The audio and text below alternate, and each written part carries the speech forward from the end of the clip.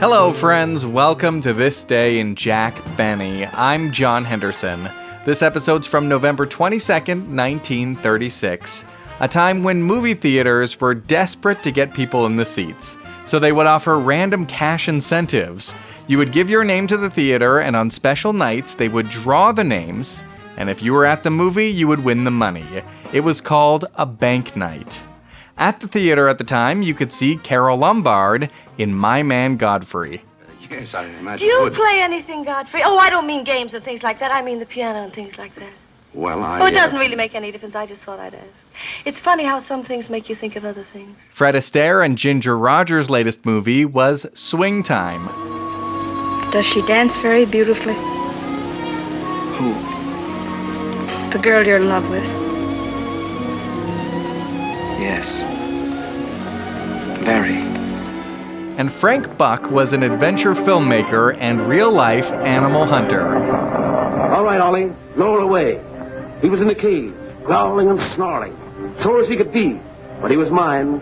He had killed his last human being, and I had kept my promise to capture a real man-eating tiger. In this episode, they mentioned the new dramatic novel that was not yet a movie, but already a bestseller, Gone with the Wind by Margaret Mitchell. If you'd like to contact me, you can email jackbennypodcast@gmail.com or on Twitter @thisdaybenny, and take a moment to give the podcast a 5-star rating and review. So heat up some chocolate pudding in your double boiler and enjoy the show. J-E-L-L-O. The Jell-O program starring Jack Benny with Mary Livingstone and Phil Harris and his orchestra. The orchestra opens the program with Plenty of Money and You from the Gold Diggers of 1937.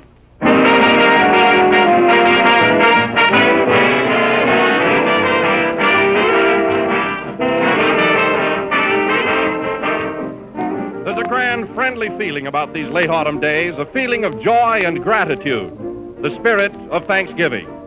The big day we've all been anticipating is almost here at last, and you will probably be so busy from now on planning your family celebration that until Thursday you'll want to serve simple, easily prepared meals, and there isn't anything easier to make or more enjoyable to eat than Jell-O. Of course, Jell-O can be dressed up to be just as fancy as you please, but it's still delicious, still wonderfully satisfying and refreshing when it's served perfectly plain. Because no matter how you serve Jell-O, that extra rich flavor is always there, a flavor that comes from fresh, ripe fruit. No other gelatin dessert can equal Jell-O's extra rich flavor. So always remember that there is only one Jell-O. Get the real thing. Insist on genuine Jell-O.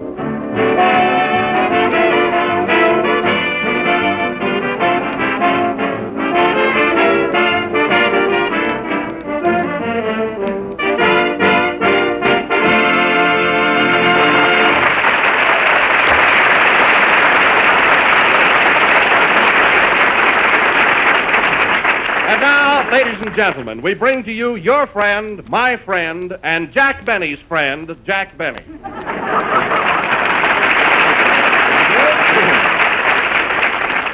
Hello again. This is Jack's pal talking.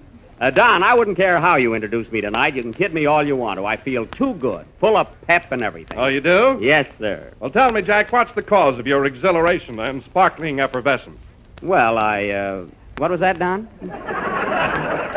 I say, what's the cause of your exhilaration and sparkling effervescence?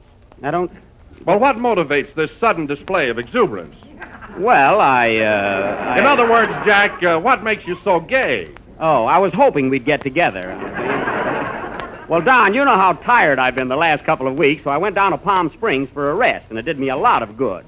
You know, that desert sun is a real tonic. Well, I must say you look greatly improved. Why, even the circles under your eyes are tan.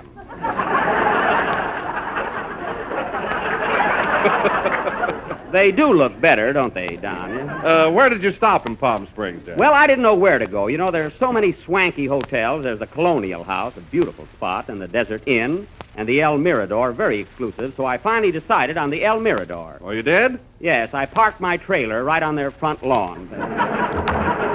Why, Jack, you can't park a trailer in front of a high-class hotel like that. Not for any length of time. I found that out. So I met Mary down there. I didn't even know she was coming. Well, Jack, while you were there, did you go in for a lot of outdoor sports? Yes, Don, I was quite active. I used to get up at 5 o'clock in the morning and watch everybody take a cold plunge. Then a little later, I'd go out to the golf course and watch a few rounds of golf. Then in the afternoon, I'd watch them ride horseback through the hills. Did you watch anyone play tennis? No, Don, that would have been a little too strenuous. Lazy is the word for Jackie. And hello is the word for Mary. Hello, Jack. Oh, hello, Mary. Did you have a good time at Palm Springs? Did I? Gee, that's a swell place. Where did you live there, Mary? At the El Mirador Hotel. And what scenery. I had a beautiful room facing Jack's trailer.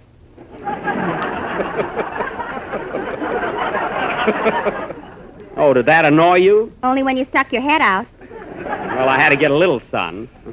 Jack tells me that he had trouble keeping his trailer in front of the hotel, Mary. Oh, they didn't object to that so much. Of course not. But they got pretty sore when he hung his wash in the lobby.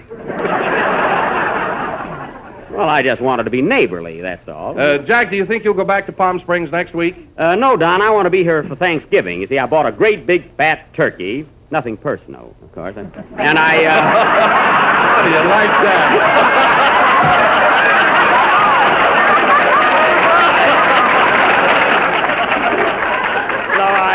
Stick to the script. I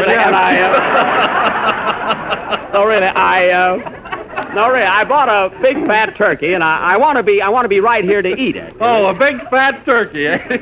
Well, did you get any trimmings? No, I made a good deal. I'm pretty sharp at those things. Say, Jack, is next Thursday Thanksgiving? Yes, Mary. Why? Oh, Thanksgiving. Oh, Thanksgiving. Now, wait a minute. Wait, I thought you weren't going to write any poems this season. Oh, just this one. No, we've had enough of them. Oh, Jack, let her do it. No. All right, folks, you made your applause. Now lie in it. Go ahead, Mary. No, now you'll have to coax me. Well, Oh, Thanksgiving. Oh, Thanksgiving. You are sure my favorite day. How I love your festive spirit. Gosh, gee whiz. Oh, boy, I'll say. Well, you asked for it. Thanksgiving, you are sure a treat. How we love to eat and eat. 'Cause for dinner, we're sure there is turkey stuffing and cranberries. I knew it. Mary, try to get Jell-O in there someplace. I will. Well. Your friends, they sit around the table and eat much more than they are able. Then your relatives, they come, and what's left over, they take hum. Take hum. Don't forget, Mary. Oh, you do it, Don. Okay. But your dinner's not complete without Jell-O, rich and sweet, and its flavors so delicious. Are you stuck, Don? No, I'll get it. And its flavors so delicious. Eat it there or take it widget.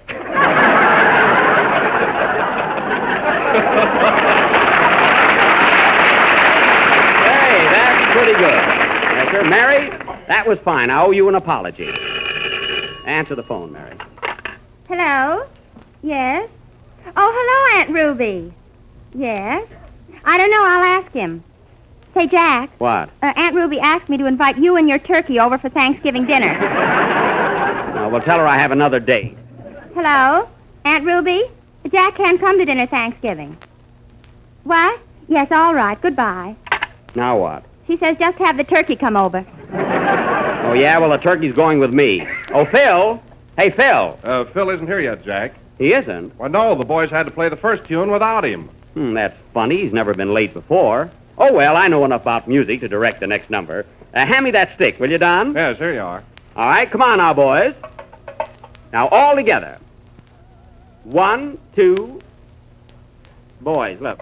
I said 1, 2. You got the stick upside down. Oh. Now, look, boys, when I hold the stick up in the air like this, I want you to... Hey, wait for me! Wait for me! My cooperation.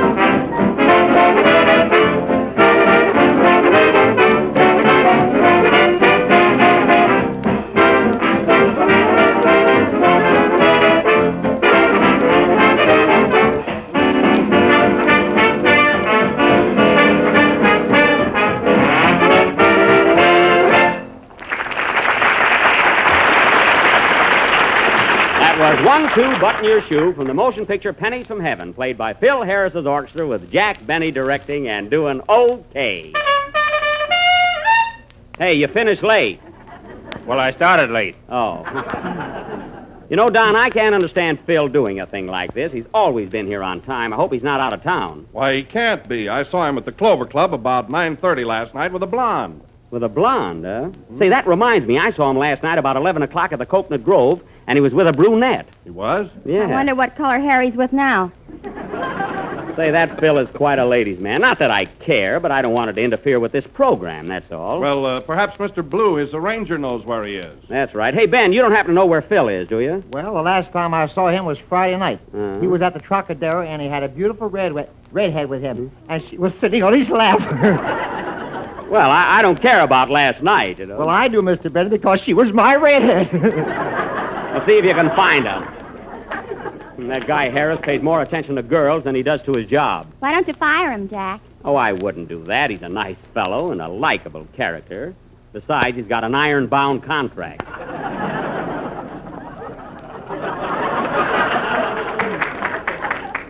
Hello, fellers. Hello, Kenny. Congratulate me. I just won a 20-pound turkey in a raffle. Not so loud. Mary's aunt will invite it to dinner.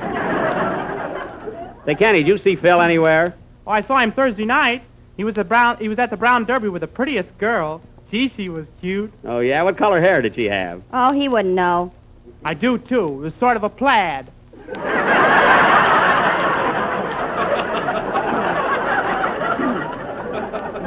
A little Scotch girl, huh? Well, wait till he comes in, that's all. When girls start to interfere with this program, something's got to be done about it. You're not jealous of him, are you? No, say I do pretty good myself.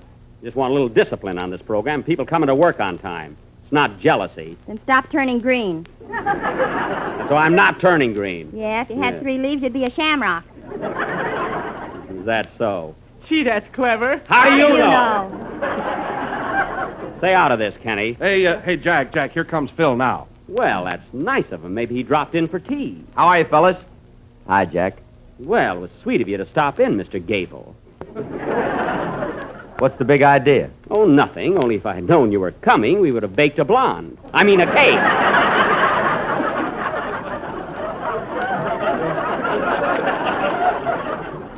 I still don't get you. Now, listen, Phil. I'm a pretty regular fella, and I don't care anything about your private life, which seems to be quite public. But an artist must maintain a certain amount of dignity. But I didn't do Why, what would people think if they saw me out with a half a dozen different girls? They'd think you were Phil Harris. Go away. Now, Phil, when this program's on, you got to be here on time. All right, Jack, I'm sorry. Of course, in all fairness to you, it's not your fault as much as it is the girls. Give me their phone numbers. I'll tell them a thing or two. Oh, no.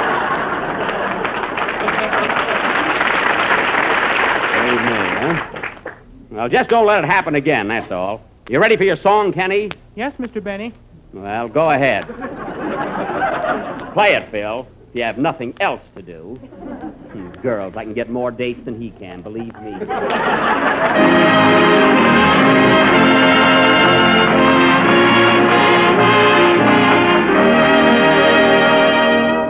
I know my lips have never met your lips in sweet caress. Your hand has never touched my hand with thrilling tenderness.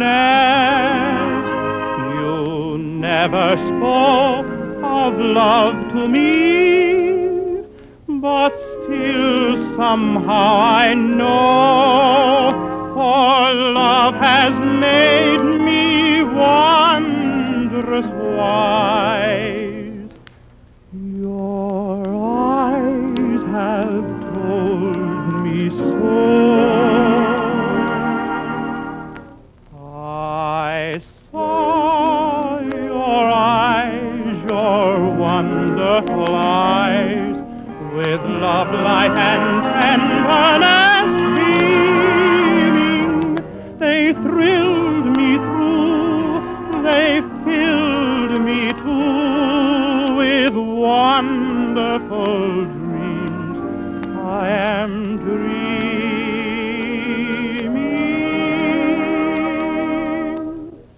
No need to speak I seek, for my heart has taught me their meaning, and love has come at last. I know your eyes have told me so.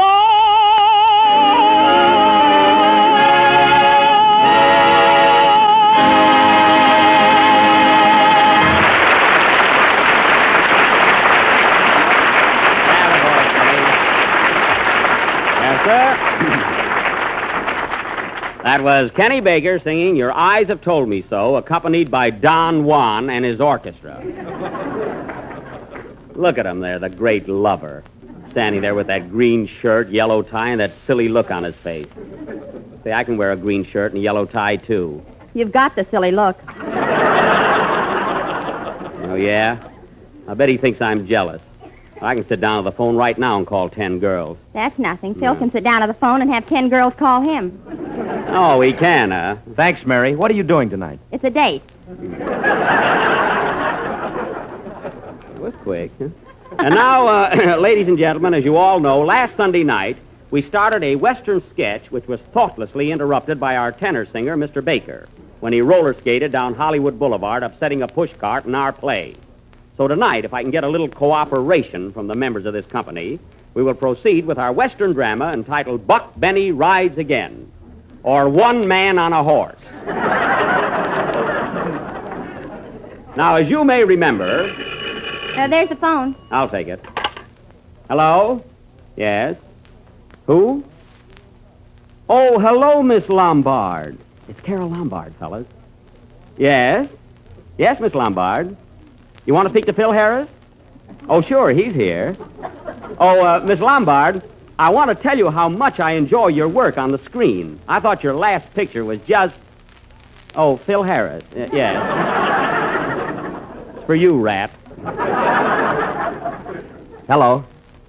Oh, hello, Carol. How are you, honey? Well, I'm sorry, dear, but I had a previous engagement, and I just couldn't get away. Come on, Phil, you're holding up the program. What's that, Carol? All right. How about tomorrow night, sugar? Yeah, honey. Sugar, honey. What's he doing, ordering groceries? Yes, Carol. Sure I will. All right, dear. Hey, Phil, let me talk to her a minute, will you? I'll be there at 8 o'clock sharp. Yes, honey. Let me talk to her a second. Huh? Oh, Carol, Jack Benny wants to talk to you. Here you are, Jack. Hello, Carol. This is Jackie. I just wanted to, hello? Hello? Hello? Hello? I guess we were disconnected.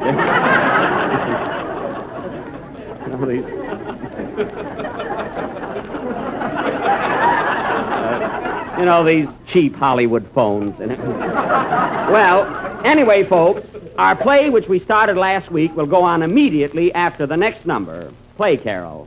I mean, Phil. Mary, find out what's the matter with this phone, will you?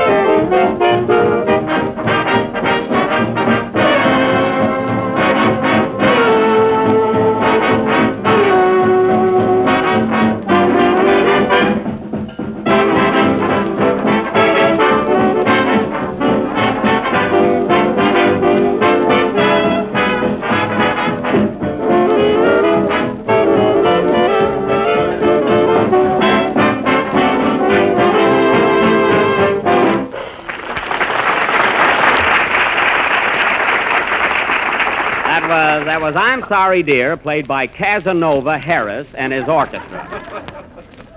And now for our Western drama, Buck Benny Rides Again. I will play the part of Sheriff Buck Benny, as tough an hombre as ever stepped into a pair of boots.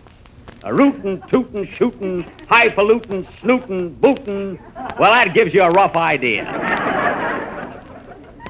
The opening scene is the office of the sheriff of Cactus County. Jeeves, my shaft. Curtain. Music.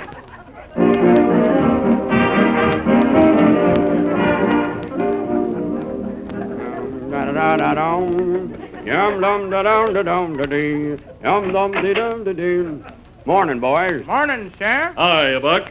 Anything happened last night? Well, Three-Fingered Joe broke into the First National Bank, Alkali Ike stuck up the Citizens Bank, and Cactus Pete robbed the Merchants Bank.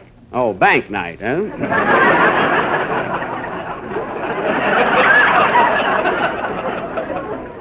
Sheriff, you're a card.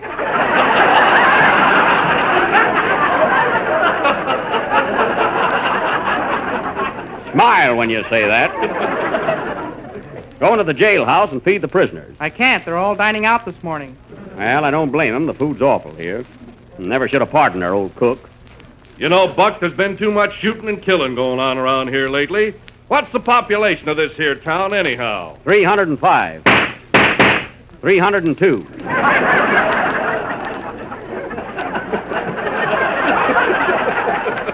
Pretty tough town. Man's got to commit suicide here to die a natural death.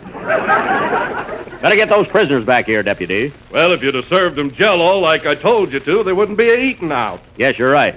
Why, everybody knows that Jell-O is the finest gelatin dessert in the world, and every day millions of people... 301.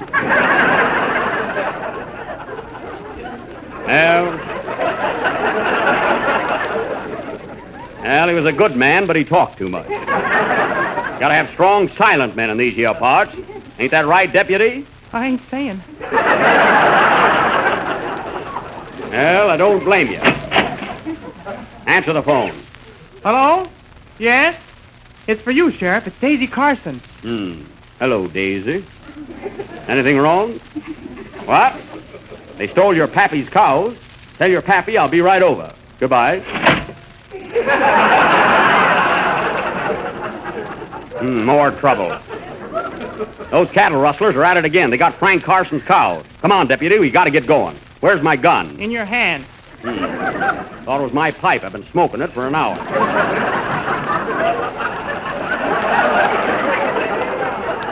Well, come on. Round up the boys and saddle the horses. We're heading for Carson's house. Where is it? Right across the street. Come on.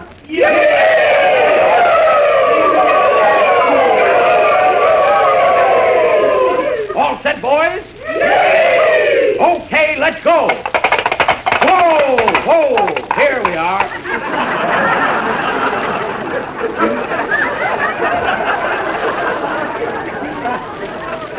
Rest your horses, boys.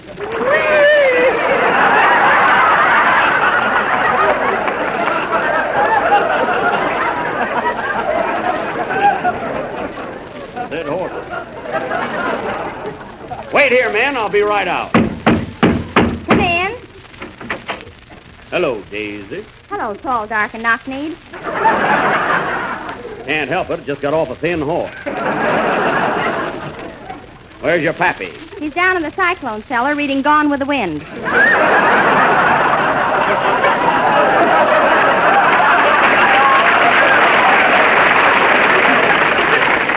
Well, tell him I'm here. Hey, Pappy, the sheriff's a-waiting. I'll be right up. Daisy, you sure look pretty tonight. What with your golden hair and teeth to match?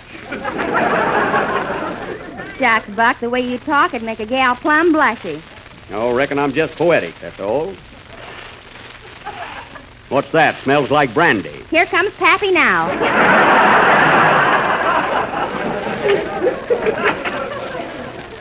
Hello, Frank. Hello, Buck.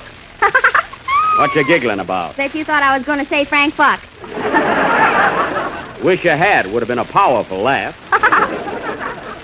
Say, Frank, Daisy phoned me that the rustlers got away with all your cows. Got any idea who took them? Yes, I have. It was Rattlesnake Rollo. Oh, yeah? Well, I've been a hankering to meet that hombre for some time. Got your cows branded? No. Well, how'll I know them? I got a slave bracelet on each leg. I know you, but how about the cow? Come in. Oh, Sheriff. What's up? I just saw Rattlesnake Roller heading towards Red River Canyon. You did? Did he have any cattle with him? Oh, yes. I tried to stop him, but he stuck a big gun in my ribs. And things like that sort of depressed me. Red River Canyon, eh? Well, that's where that varmint is hiding those cattle. Come on with me, Carson, and we'll get your cows back. I'm heading for Red River Canyon. Buck Benny rides again. Hooray! Thank you. Come on, Carson. We ain't got a minute to lose. I'll answer that phone. Hello. Who? Ginger Rogers. You want to speak to Phil Harris? Now, look, Miss Rogers, we can't stop this. What? Well, we're right in the middle of our... Oh, all right. It's for you, Phil, and hurry up. Gee whiz. Hello. Right in the middle of it. Oh, hello, Gingy. How are you, sweet? Oh, nothing, honey. Why? Come on, Phil. We got to get those cows. What? What's that, Gingy? Oh, no kidding. Oh. Come on, Phil. Buck Benny rides again! Wait a minute, Jack. Not so loud. Hurry up. We got to go after those cows. Listen, Ginger. I'll be through in a few minutes. Oh. Can I drop by and pick you up? Oh, Phil. I'll tell you what, dear. Meet me at 10 o'clock at the Palomar. Come on. Buck Benny rides again! Okay, honey. Come on, Phil. Yes? Yes, honey. Yes, I know.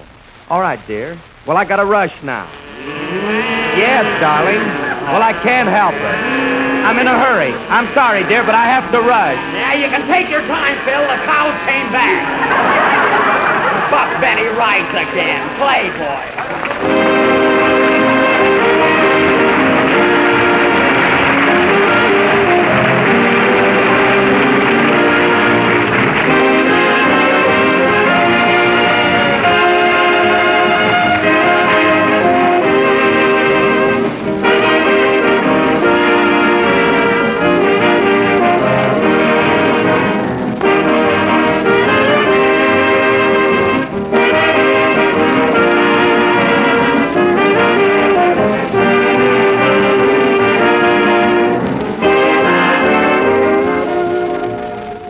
Here's one more thing you can be thankful for this year. Jell-O chocolate pudding, the new modern way to make grand, old-fashioned chocolate pudding. It's easy, inexpensive, and just as delicious as any chocolate pudding you ever remember tasting. Jell-O chocolate pudding is smoother, creamier, more chocolatey, and it's crammed with plenty of swell homemade flavor. This is how you make it. Simply mix the contents of one package with some milk in the top of your double boiler. When the mixture becomes thick and luscious, take it off the fire, and then, after it's cooled, serve it in sherbet glasses. That's all you have to do to get a rich, delicious sherbet and dessert that will go down in your family's history as one of the best. Jell-O chocolate pudding sells for the same low price as Jell-O, and with one package, you can make enough for 6 servings. So don't hold out on your family. Get some Jell-O chocolate pudding from your grocer in the morning. If he hasn't put it in stock yet, be sure he orders it for you.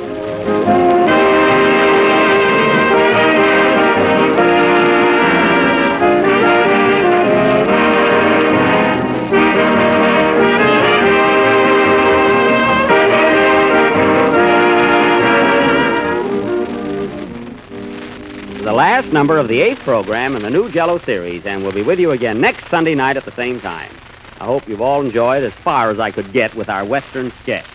Hey, Mary, wait for me. I'll call a taxi and take you home. Buck Benny rides again. Yeah, come. Good night, folks.